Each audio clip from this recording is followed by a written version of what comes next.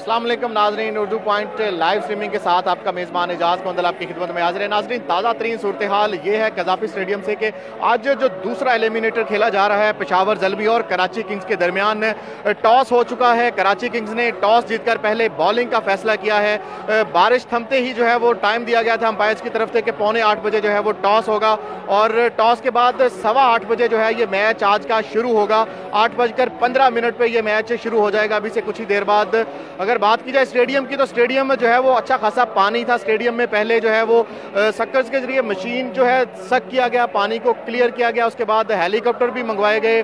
Helicopter से जो है वो हवा के प्रेशर से स्टेडियम को जो है वो खुश किया गया। उसके बाद दोबारा फिर जो है एक दफ़ा टाइम दिया गया थोड़ा और खुश होने के लिए और 7:45 बजे ये टॉस हुआ है। टॉस कराची किंग्स ने जीत कर पहले बॉलिंग का फैसला किया है और 8:15 बजे ये मैच शुरू होगा।